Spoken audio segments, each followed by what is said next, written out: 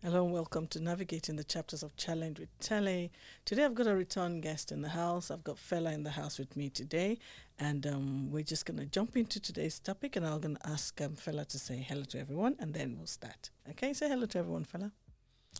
Hello, everyone, and thank you for inviting me once again on to navigating the chapters of challenge. Okay, thank you so much. Okay, so before we go into today's chapter, I'm going to read something that I got from a website called Parent Today. Parents Today. Okay.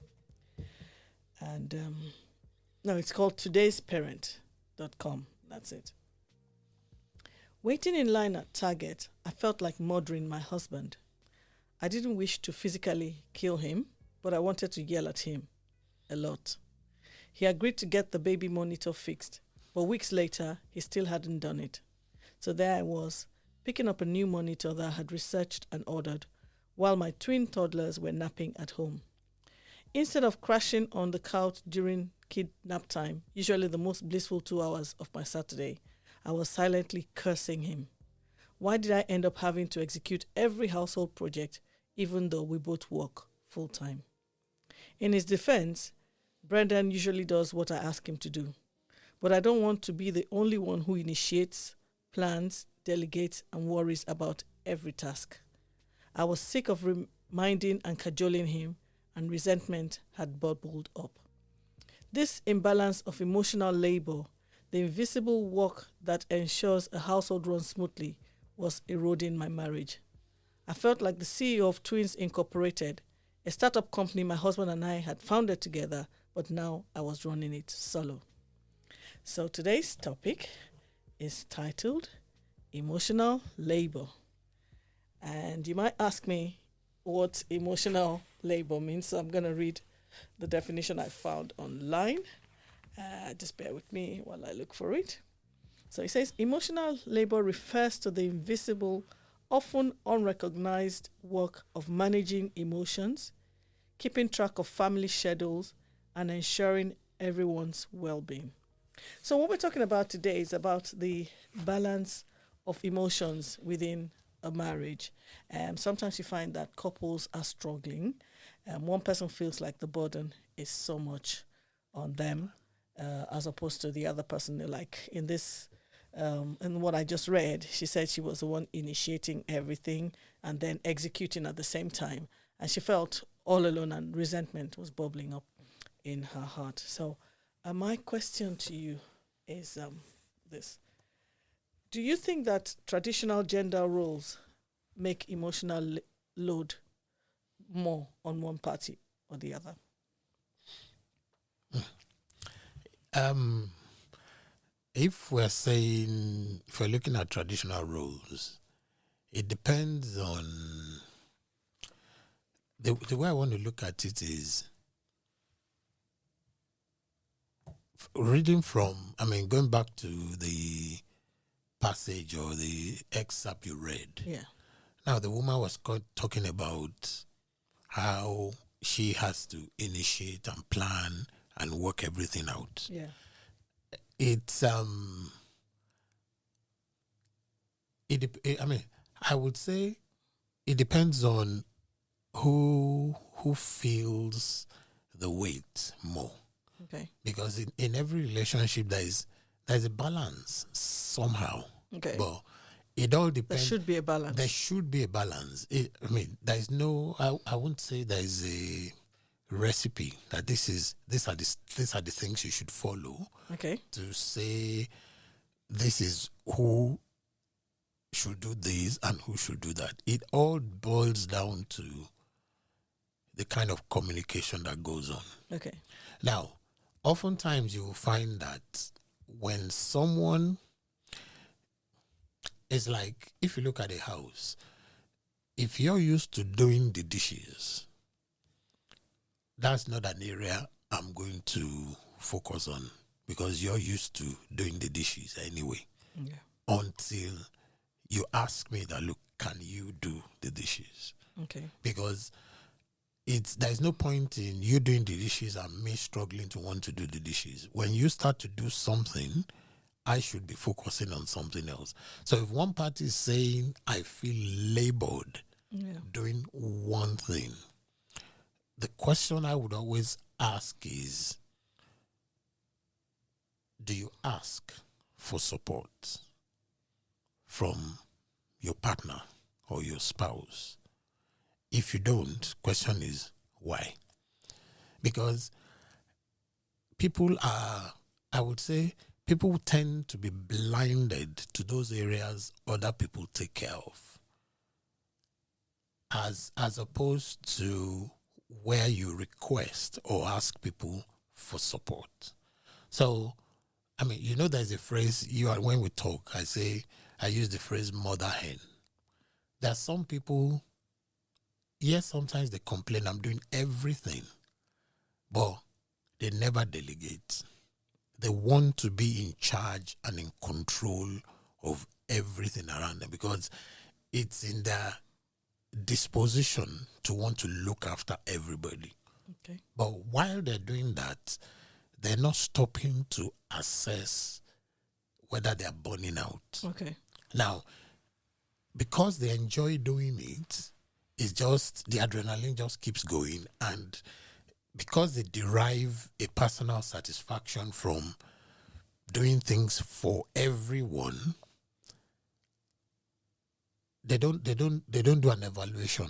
How long can I continue to do this? Should I actually be doing this for everybody? Okay. And then a point comes where they feel, I feel neglected. I feel people are taking undue advantage of me. But it all depends on because the dynamics of every home is different. So I would always say the key thing, yes, someone might feel burdened by things that they do. I mean, like you said, like the question was about the traditional roles. Traditional role would mean personally now it doesn't exist anymore. Because traditional role was man went to work, woman tended to take care of the home front. Yeah. Now, everybody works. Yeah. So the lines are blurred. Yeah. There's no defined, the woman works, so does the man. So at the moment both parties are doing this, it means we now have to communicate better. Okay. If I'm going this way, can you do X, Y, Z? Okay. Instead of saying, oh, it's the woman that has to do the shopping, that has to do the cooking, that has to do the taking care of the children. She goes to work as well. She does probably the same kind of hours or maybe longer hours than I do. So how is she physically able to do those things? Whereas if you're dealing with a mother hen, to even provide assistance and support is difficult.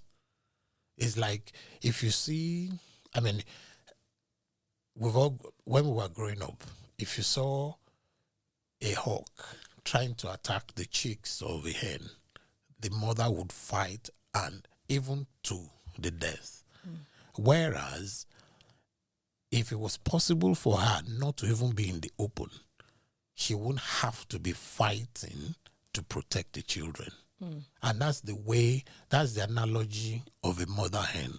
Rather than carrying on until you almost walk yourself to the ground, why not break things up?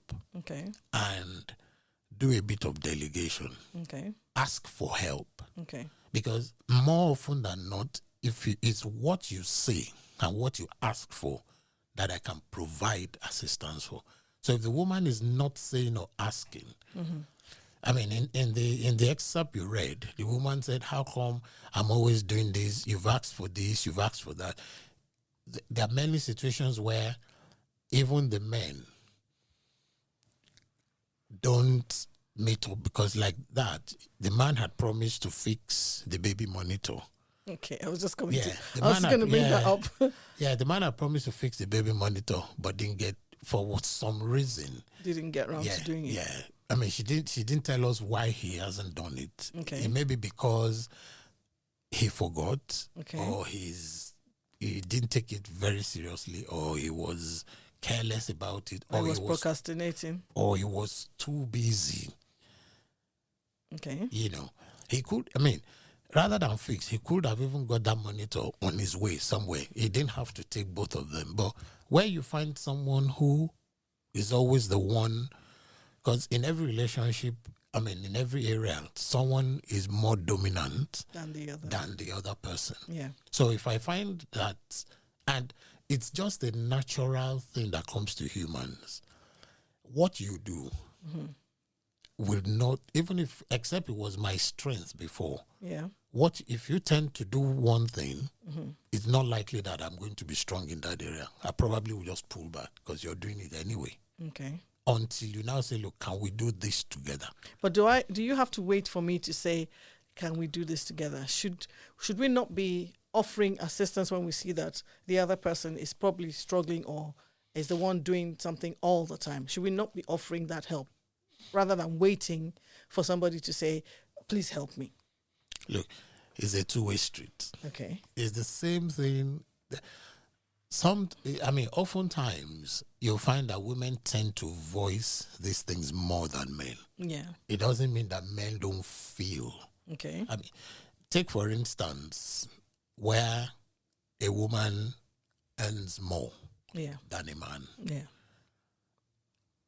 I don't have the statistics, but you find that many times when women earn more than men, only a fraction of women don't make noise about it. Okay. I pay for this, I pay for that, I pay for that. But traditionally, the men have been doing this for ages.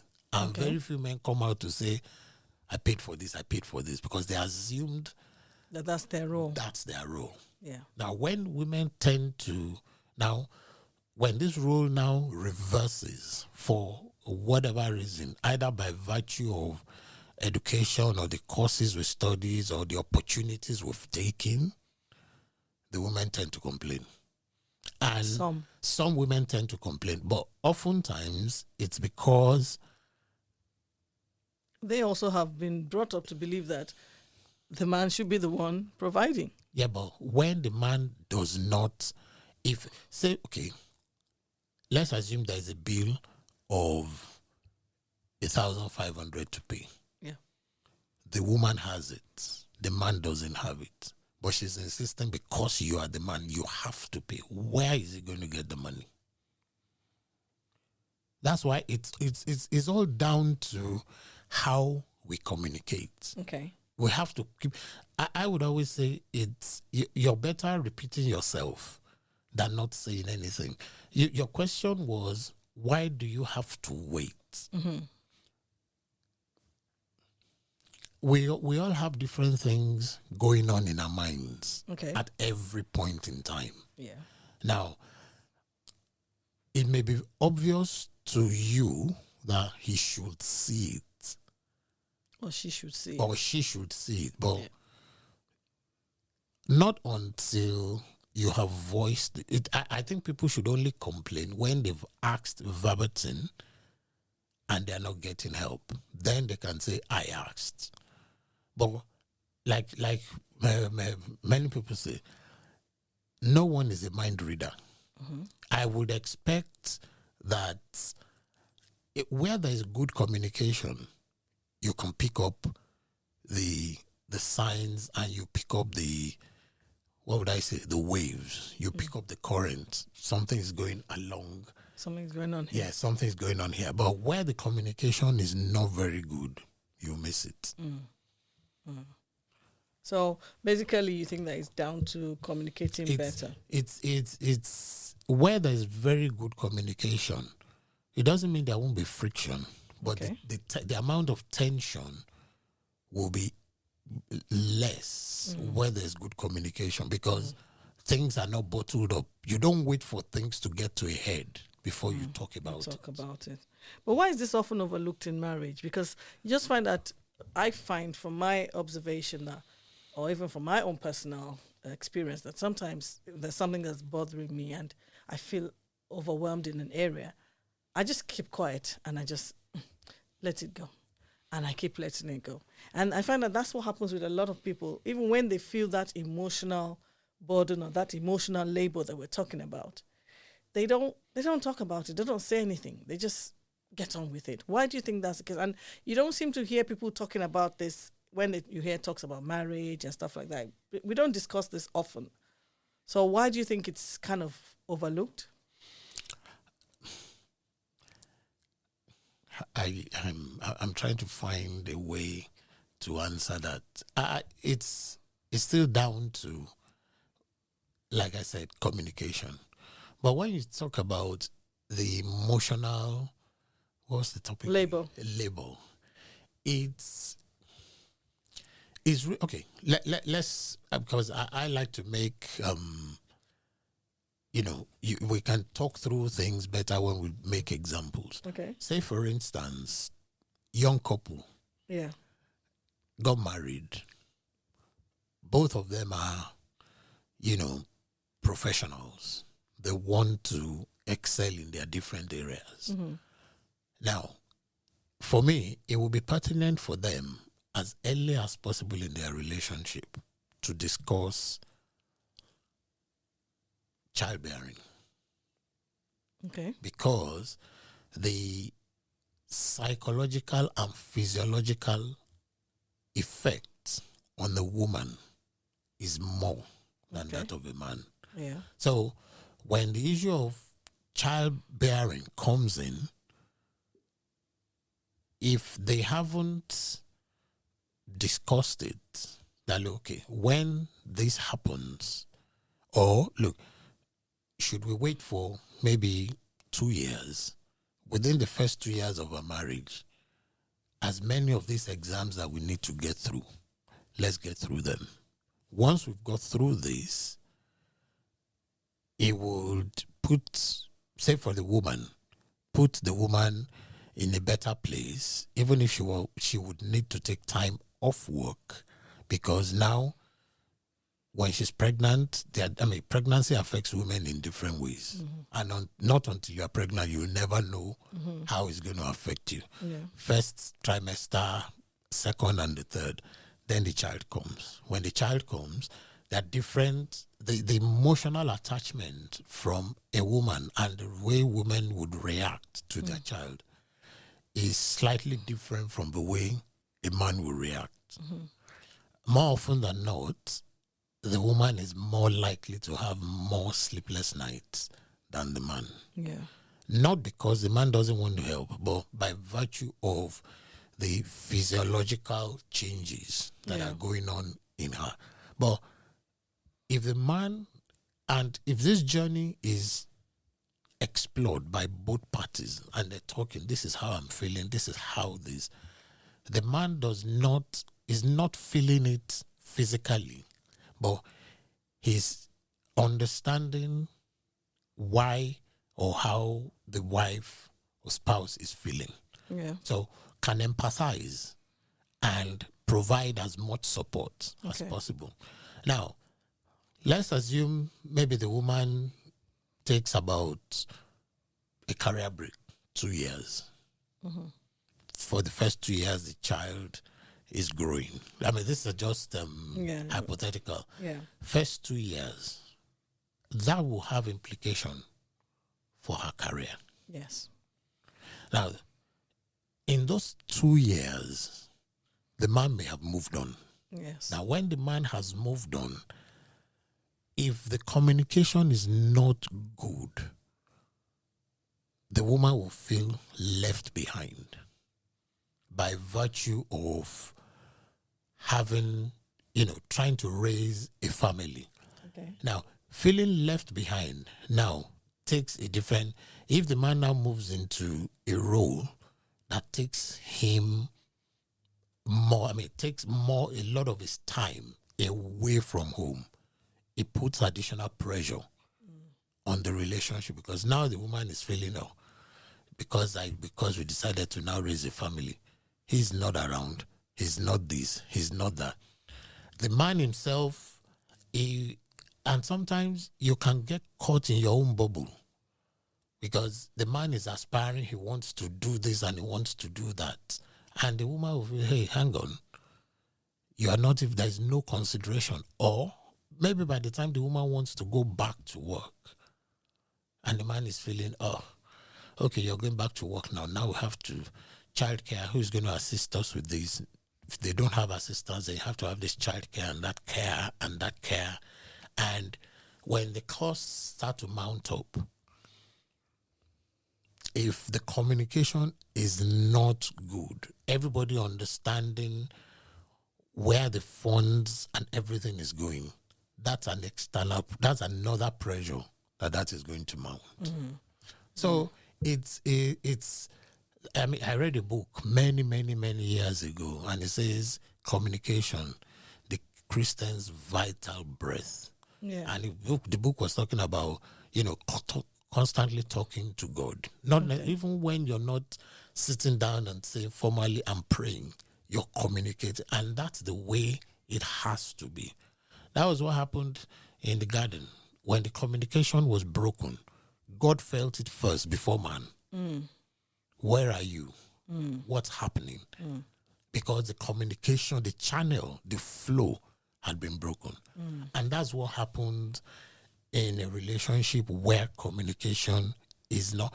You have to talk about everything and anything. The moment one party is holding something back, or you're assuming, but he should know. Mm. He doesn't know. Assume he doesn't know. Say it. When you have said it and he's not reacting, if you want to point at something, then it's not based on he should. Mm. I said I requested this and I didn't get this. That. Okay. So what are signs that someone is taking on too much emotional labor? What are the signs that if a couple came to you and they said, young couple, and they're feeling like exhausted, what are the signs you would point to them, or you would say, these are possible signs? What are the things you'd be wanting to hear that would indicate? I think one of the first things you will notice when someone is feeling overlabored emotionally, they will be easily irritable. Yeah. And they're going to be irritated by the slightest of things. And the other party is going to be wondering, but I made this joke last week. You laughed. Why? What's happening? Mm. And that's when you need to pick up something. It's not quite right. It's not quite right. Yeah. I mean, when you mention the issue of traditional roles, as a man, I may not be able to cook. I'm just using that as an example. But nothing stops me from standing there with my spouse in the kitchen. Mm-hmm. Just being there and having a conversation with her makes her feel valued. Yeah. Not sitting down and watching TV or watching, I'm playing a game. My PlayStation or what have you, I'm going out with the boys. Nothing is wrong with going out with the boys. But when you are around, make your spouse feel valued. Mm. If she's doing the dishes, you could help put them away. Okay. If she's put the clothes in the washing machine, when they're dry, nothing stops you while you're chatting to assist with folding. Yeah. It's like, there's a Yoruba proverb that says it's the rubbing of two hands that makes the hand clean. That's just my interpretation. Rubbing two hands together when you're washing it. Yeah, when you're washing it, that's what makes it clean. Yeah. You can do this, but it's not as clean as when you do both hands. I do this is when you're rubbing one hand it's together. It's only your tip fingers, but if your whole hand is soiled, it's never going to be clean until you rub both. Both hands. Yeah. Okay. And it's iron that sharpens iron. Iron, exactly. That's probably not what wood. It means. Exactly. That's not where wood. That proverb wood doesn't sharpen from. wood. It's iron that sharpens iron. Sharpens iron. Okay. So you said irritability. What else? What other signs could there be? Once you start getting irritable, the next thing is you're going to notice avoidance. Okay. Yeah. Because an avoidance will be someone who is being very careful not to say the wrong things. Yeah. So once you're beginning to be irritable, you just want to avoid the person so as not to say something you would regret in future. Okay. So the moment someone notices their spouse is just being very quiet, doesn't want to say anything, it's not even, you don't like, people disagree. Yeah. But you can even argue, but it doesn't have to lead to a fight. But when someone is already under pressure in one area, the slightest irritation will burst into a major argument, and you'll be like, where did this come from? Where did that come from? Where did that come from? So how do you think couples can deal with burnout and resentment? Because a lot of times this kind of emotional labor in marriage leads to resentment. And in fact, in the excerpt that I read, she said the same thing, that she was beginning to resent her husband. Yes. So how would you advise couples to deal with that resentment? When you begin to see that there's burnout and there's resentment, how do you deal with that? You have to... Apart from talking about it. No, you have to provide as much support as you can for one another. Now, that support if it's a woman that is feeling she's burnt out, she needs to take a break. Okay. But the question is, from the excerpt, that woman would never feel comfortable taking a break because she said this man is going to burn the house down. So you have to, it's about making yourself, your spouse, have confidence in you. Okay. With anything. Even if all you have to do, if say for instance, take a break, even if all that means is, get a babysitter. Okay. For the day. And just tell your wife, your spouse, look, go to the spa. Just take a day out to relax, to rekindle, refire yourself, just to take the stress. Because all of this is all about stress. Yes. Take the stress out as much as you can. Okay.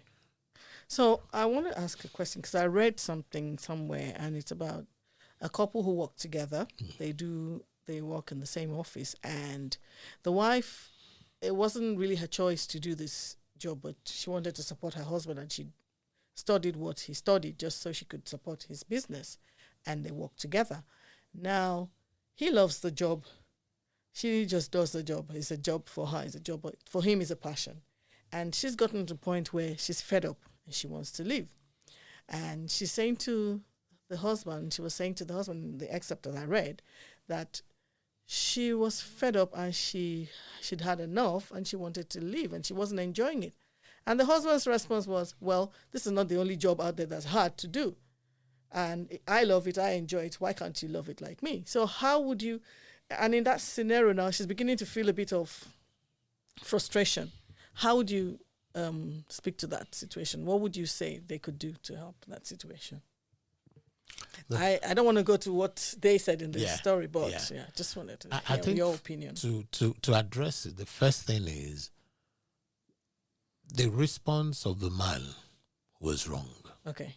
Wrong in the sense that he enjoys it. Why doesn't she? No, that's not it. The question that should be asked is, what is causing... at a point you were enjoying this, or it seemed you were enjoying it. Seemed. Yeah, now you don't enjoy them. What exactly don't you enjoy? Okay. Is it the environment? Is it the job? Is it the workload? What exactly? From my understanding, I think it was more of the workload and the fact that it wasn't what she really wanted to do in the first place anyway. She only joined because she wanted to support her husband. Now, in supporting her husband, she feels like she's lost herself. And now she's resenting that and resenting the fact that she can't seem to leave, because if she now says she wants to leave the business, then it looks unfair to the man, as in she's leaving him on his own. So I think it's got a bit of a dilemma, and I wanted to hear your take on it. It's a dilemma, but it would still boil down to good communication. Okay. Yeah, because in communication, what I say and what you hear are two different things. Okay. So probably up till a point, at least something has always been missing all along. Because for the man to say, "I'm enjoying it," well, you started this business. This was your vision. You're the one that is driving it. So your passion is different from my passion. I joined it because I wanted to support. Now I've got to a place where I think I want to do something else. I need to do something else. It's true. That job may not be the only difference. Nothing is going to come easy. Yeah. It's probably, I would encourage the man, or my counsel will be, listen, if this person is feeling this way, you're never going to get optimum productivity. Yeah. This person is just going to be coasting along. Yeah. So it might be hard, but you need to give this person a break. Okay. Let them find themselves. Okay.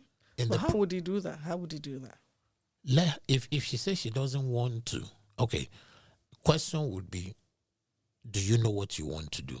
Okay. If she says she doesn't know what she wants to do yet, okay, so you need time to find what you want to do. Mm-hmm. Fine. How can I help? Okay. Is there anything?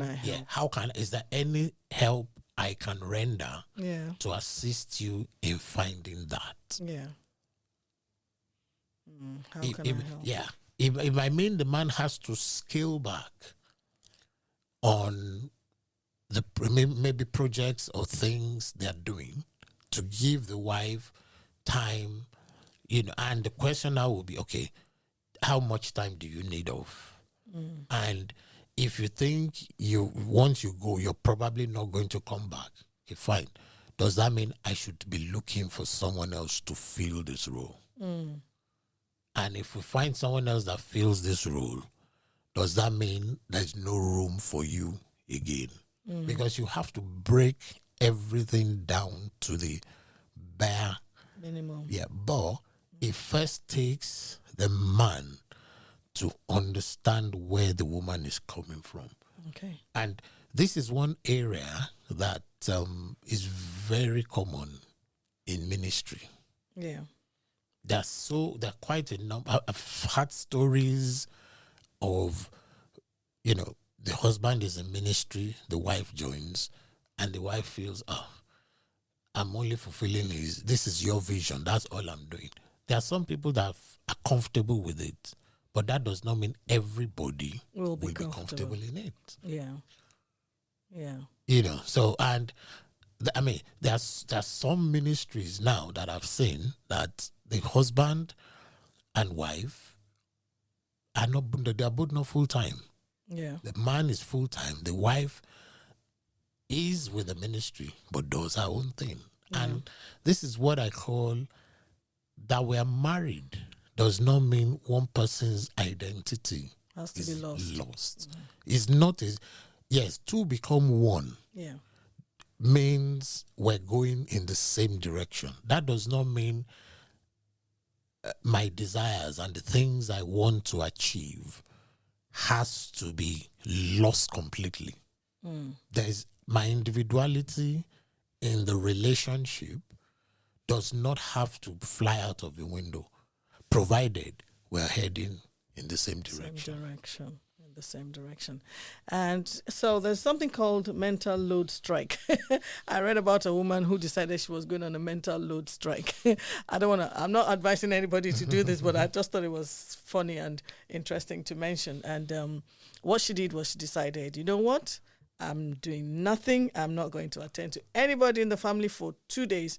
And she took a mental load strike, and she didn't talk to anybody. She didn't cook. She didn't attend to any. She did nothing, absolutely nothing for 2 days. And after that, she felt better. So my question is this: is self-care selfish? In this scenario, when you think about when you feel like you've been under so much emotional burden, is self-care selfish? What do you think? No, it's not. Before I answer that, first question was, did she give the family notice though? She did. She Good. gave them notice. That She gave them exactly. notice that for the next 2 days she was not I'm talking not- to anybody. She okay. was doing nothing. Yeah. She was Yeah. not leaving Yeah. her bed. She was Yeah. just going to be in her bed, Yeah. and she was just. And that's exactly what she did for 2 days, Fine. and that was all she needed. Yes. Because by the time she was through with that, she felt Yeah. happy, and she was, and she was happy to get on. But sometimes, as women, I'm going to speak from the women's perspective. You know that there's so much to do in the house. You have to clean, you have to wash. I mean, you have to sweep and do the dishes, make meals. There's so much to do. Take care of the children, go to work, come back from work, take care of everything in the house. And sometimes you feel guilty taking a day off. You feel guilty taking time off for yourself, because when you take that time off for yourself, it's like, oh my God, there's still so much to be done. There's still so much to be done. So this is why I want to know from a male perspective and just generally, do you think that self-care is selfish? Self-care is not selfish. See, there is what I would say is this. Would you be happy with me taking a mental load strike? Look, this is the way I look at it. When people take time to go on holidays, Yeah. nothing says that as a family, nothing says I cannot take a holiday alone. Okay. That's my time off. Yeah. I know couples who have like 3 holidays in a year. Husband takes one, wife takes one, family takes one. Mm-hmm. And then they take one together. Yeah, because that's the time for each person. Now, how you choose to use your own time, I have, except you ask for my input. Yeah. I would not. That's your time. That's what you want to do. That's how you want to spend it. That's yours. If you don't take care of yourself, who is going to take care of you? Who is going to take care of you? So it's Yorubas, where I come from, part of Africa. If anyone, if it's like you go to the farm, there's this old piece of tool that's used to till the ground. It's called a hoe. Now, no one takes the Generation hoe. Z will know what that is. Exactly. No one, a hoe, the way to do your ridges and your rows is to pull it front to back. So it's like when you're rowing a boat, you take it from the front and pull backwards. Now, in the farm, no one uses a hoe. If you turn it the other way around, it's not going. Not that it's not going to work, but that's the way the hoe is designed. It's not going to be effective. Exactly, the effectiveness. So no one can know you more than you. Okay. So I cannot say, I think you're tired. By the time I'm saying, I think you are tired, you are already exhausted. Yeah, because it's obvious. Exactly. So there's nothing wrong in self-care. And I would make that, it's like going to the doctors. Your husband or wife does not have to go to, even if they escort you, they're not going to go into the GP with you. You go in alone. They don't have to. So if you don't take care of yourself, who is going to? And trust me, it's just that the phrase selfish sounds, if you're not selfish in some things, you're not going to get anything done. Yeah. So you have to think about yourself. Mm-hmm. You're thinking about others, but you have to think about yourself. That's one. 2, I think the other thing that a lot of people who complain that they're overworked or they are burnt out, one thing I think many of them may or may not be doing very well is delegating. But what if you delegate to somebody and the person doesn't do it properly? That's right. You should. There's delegating and abandoning. What do you mean? Yeah. If you delegate something and you don't oversee how it's done, Okay. you never get a good result. The other part of it is before you delegate it, have you shown them how to do it. Okay. So if I asked you to cook a pot of stew, would you expect me to stand there and say, this is how you should cook it and da da da? It might cause more problems that way if you're saying that you have to show them. No, the way it is we're both grown adults. That's true. But my background, I may not have. If I come from a background, typical African background, Nigerian background, with 3 sisters and I'm the only boy, I may never have seen the kitchen. Exactly. It is possible. I know the kitchen is there. But mothers raise their daughters to be wives and raise their sons to be anything but useful in the house. That used to be the case. That used to be the case, yeah. So in my generation, that was commonplace. Yeah. So if I'm from that background, until you show me, and you show me and show me. And before you get to the point where you say I should do it, you have watched me attempt it at least once or twice, and you know I can do it. Okay. If you haven't shown me and you say I should go and do this, there's no way you've set me up to fail. So that's why I say delegating. A lot of people take on so much because there's a feel-good factor in it. Yeah.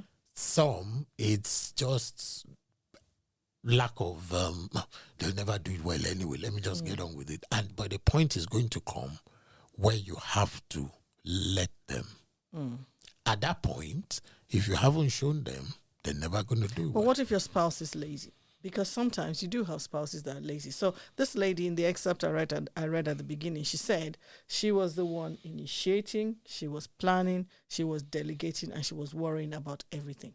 So what if you found yourself in that situation where you're doing everything? Because if you don't do it, nothing gets done. How do you handle that kind of situation? See, a man or a woman does not become lazy overnight. Okay. They've always been lazy. Look, like they say, is like metals. It's always the positive and the negative that attract. Okay. You put 2 positives together, it's not going to stick. Okay. So the values that, or the not values, the skills that I have, when I see it in someone else, may not be very, it will be attractive, but only to a point. Now, a man who does not know how to cook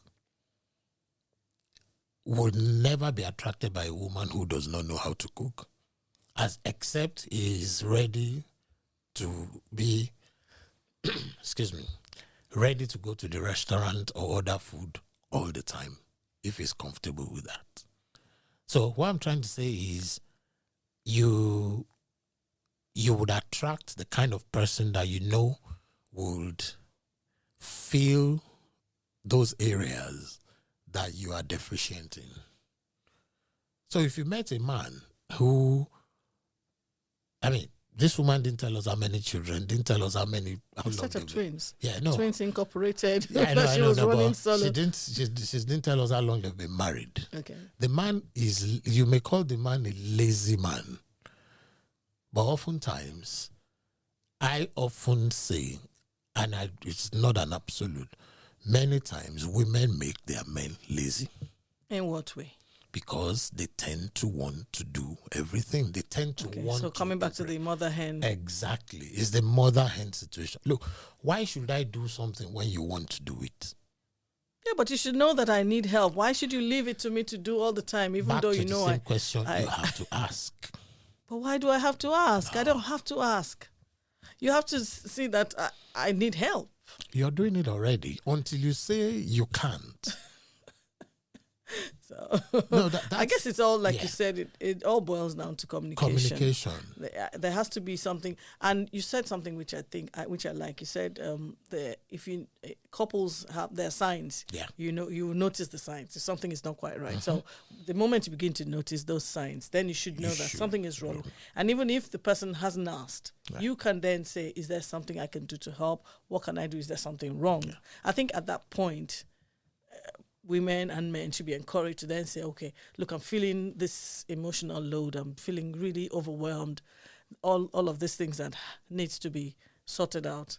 Maybe you can help me. I think that would be. I mean, it's all forward. down. It's all down to the communication. I mean, like I think we were chatting the other day, and I overheard a conversation where someone was talking about their partner saying, "Look, either for whatever reasons, they have a 2-year-old, and this man is proposing that, look, I don't have the finances, or I don't have the energy now. When this child is 5, I can come in." And I'm like, what? So what happens between now and when the and child is age 5? So the mother has to do it all alone. That's not fair. But these are conversations. See, this guy did not, I don't know him, he didn't just come up with this. There are signs everywhere if we choose to see them. Yes. Yes. If you're dealing with someone, you're dating someone, and you said you'll be somewhere at 3 o'clock, it's 10 minutes past 3, and they're phoning you and they're yelling over the phone and screaming at you, and you're smiling. You've told him it's okay. It's not going to change. So when he becomes someone who terrorizes you, he didn't just start terrorizing you. You have allowed him to do so many things before he gets to that level. Okay, we're fast coming to the end of this podcast, and I just wanted to ask a question. So what practical steps can couples take to evenly distribute the emotional and household responsibilities? Let me use the biblical phrase. Love your neighbor as yourself. Okay.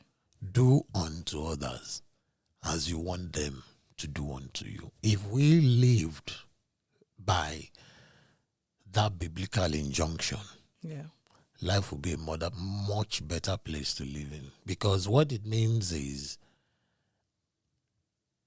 I am giving consideration to you. Even though my needs are there, but I'm thinking, how does it affect you? Okay. How does it affect you? How does it affect you? Yeah. So the more we think about the other person as much as we think about ourselves, the better it is for us. Okay. So So in terms of distributing household responsibilities? In terms of this, it's just being, look, what can I do? You don't have to wait to be asked. You enter a room, you see things upside down. Put them right. Don't wait for the next person or someone will do it. Why not you?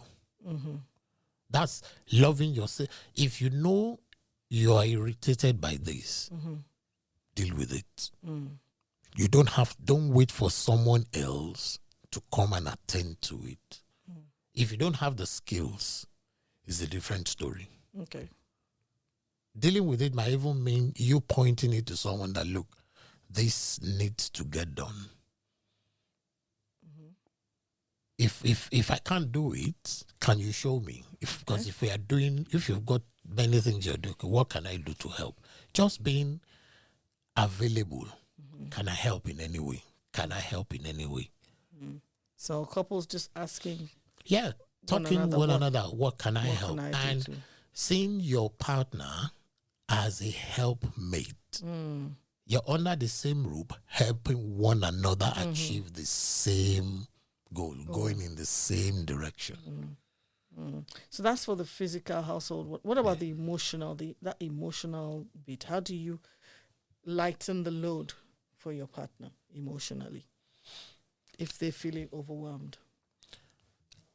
If it's a mental thing, if it's something that they need to get help with, let them get help. If they need to take a physical break, let them take a physical break. Buy them a break, buy them a holiday. Yes, you can. Yep. or even if you can't afford it, let them take a break for themselves. Mm-hmm. Fill in the gap where you can. Mm. That's all. That's all that is necessary. Necessary. Filling in the gap for one another. Mm. And every time someone does something, I hear the phrase, "Oh, thank you for doing it for me." No, every time I do something in the house, I'm doing it for us. Mm. Because if I don't offer that assistance and you break down, I suffer for it. Mm. That's why when the Bible was making I think it's an analogy, I'm not sure, but if one finger, I mean, we've all had things like wicklow. Okay. If one finger hurts, your whole hand, if not your whole body, will hurt. Yeah. So you don't have to wait until things break down. Mm-hmm. If someone continues and continues, it will break down. Yeah. It will break. Okay. So yes, support is all about supporting one another. Support might just be being there to listen. Yeah. And listen, trying to listen at that point without, removing your own preconceived. Without or removing. No, removing. Removing that. When you're listening to someone who is complaining about how they feel, your own preconceived ideas have to be removed. You have to separate them. Yeah. Because it's about them, not you. Not you. Yeah. Yeah. Wow. Whew. Thank you so much. It's been a very interesting conversation. I don't even know where the time went so fast.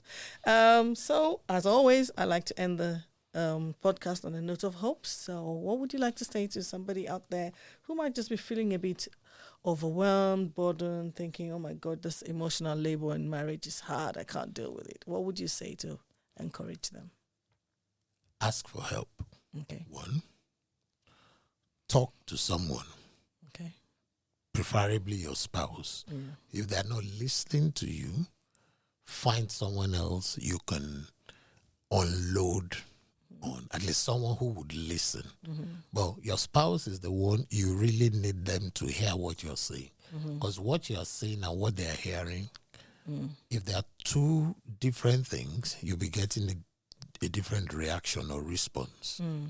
So it's always easy. No, not easy. It's always better to always, even if it means you have to repeat. Because many times someone says something and you get a different response rather than walking away. So that's how it's, no. Come back. That's not what I'm saying. This is what I am saying. And if you get this, you have to go over it again and again. It may mean dropping the topic at a time and revisiting it at another time. But you have to. It's about making sure you are heard. Talking is one thing. Being heard is a different thing. Making sure you're heard and what you're trying to express, ensure the person understands it. Because that's what causes friction. Friction. Okay. And you want to diffuse it as quickly as possible. Wow. Thank you so much for today. And just want to say thank you to Fela for joining us again today. And hopefully he'll be back again soon for another interesting conversation. And if you've enjoyed today's podcast, please share this podcast with all your friends and family. And please support us. We'd like to hear from you as much as possible. Any questions you have, if you have any questions for any of our guests, please send your questions in. And if you'd like to support us as well, please support us by just clicking on the support the podcast link on the page. And thank you so much for spending another hour with us. And it's been navigating the chapters of Challenge with Telly. Hopefully we'll be back again soon and you'll be with us soon. Take care and God bless.